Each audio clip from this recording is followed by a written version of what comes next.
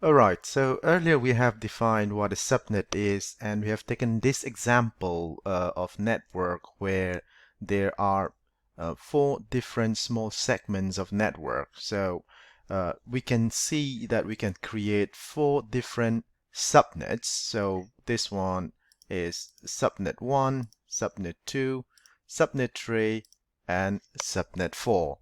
So we are given a primary IP address of 192.168.20.0/24. So we have realized now that the first 24 bits highlighted here belongs to the network portion. So that is the network portion of the IP address, and the remaining 8 bits, the one that is highlighted here, belongs to the number of hosts. So for each network, we'll have 2 to the power 8 number of possible IP addresses, possible or available IP addresses. And out of this, and we have not that we did mention that only 2 to the power 8 minus 2, that means 254 are usable.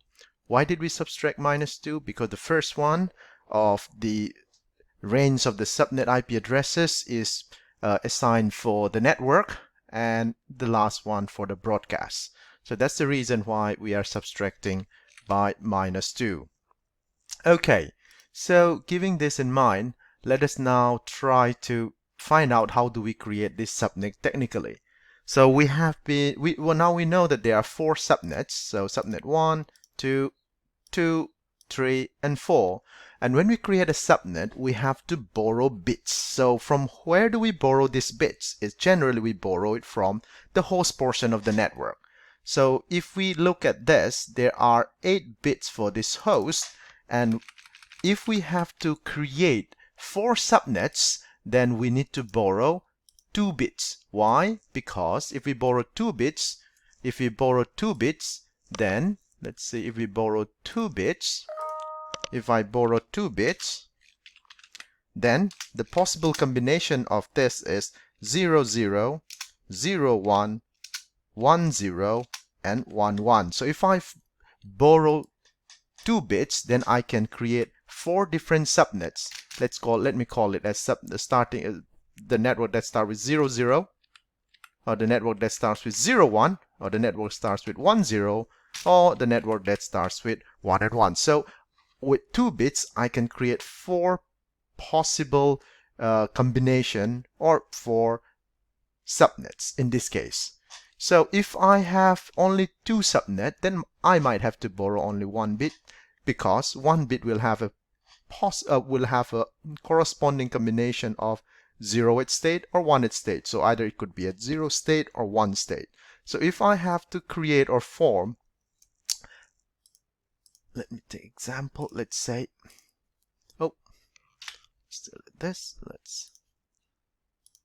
If I have to form, let's say, 8 subnet, then how many bits do I borrow from the host? So if I borrow 3 bits, let's see how many combinations can we have. So if I borrow 3 bits, then I can have 0, 0, 0, 0, 0, 1, 0, 1, 0, 0, 1, 1, 1, 0, 0, 1, 0, 1, 1, 1, 0, 1, 1, 1. So how many combinations do we have? 1, 2, 3, 4, 5, 6, 7, and 8. So 2 to the power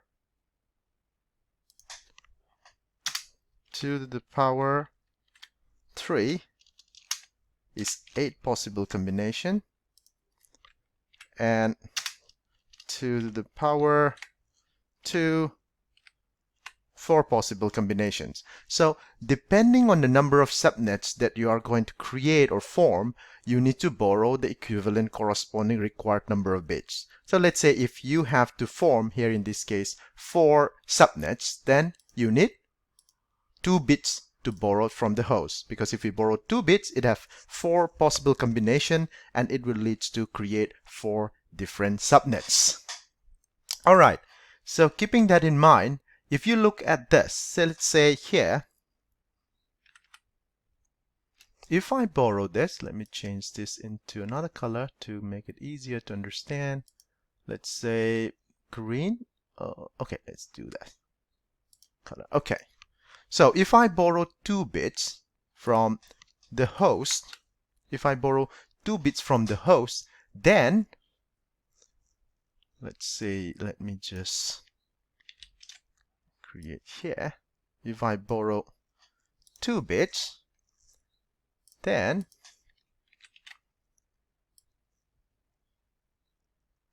the total number of bits now which will belong to the network is no longer 20 and 4, but it's going to 24 plus, it's going to be 24 plus we borrowed 2 bits. So it'll be 26 bits. Alright, so the first 26 bits starting from here, earlier it was 24, now I borrowed 2 bits to create 4 subnets. So the first 24 plus 2 bit, that's 26 bits, now belong to the network. So it means I'm left with only 8 minus 2. So 8 minus 2 is 6. So I'm left with the host portion is now 8 minus 2 equals to 6 bits. So 6 bits is for the host and 26 bits for the network.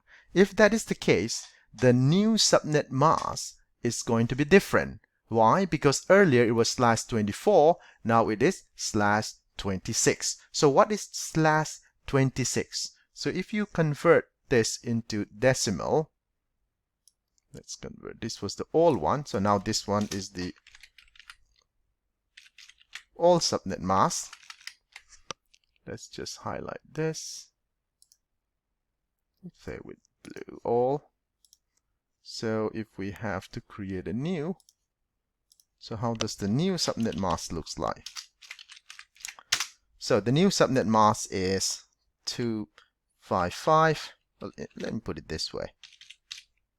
Let's just first work it out from binary. So the 26 bit is 26 bits for the network. So 1, 2, 3, 4, 5, 6, 7, 8 dot 1, 2, 3, 4, 5, 6, 7, 8 dot 1, 2, 3, 4, 5, 6, 7, 8 dot. That's 24, 25, 26, and 1, 2, 3, 4, 5, 6.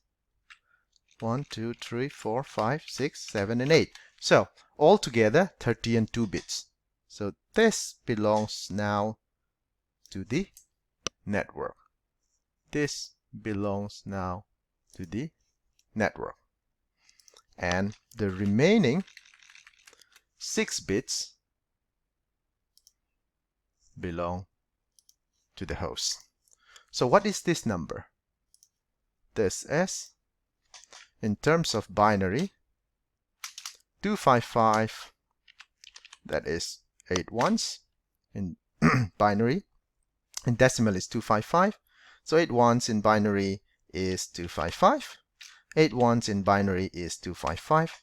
Dot. What is 1, 1, and 6 zeros? So 1, 1, 6, 0 is this bit position.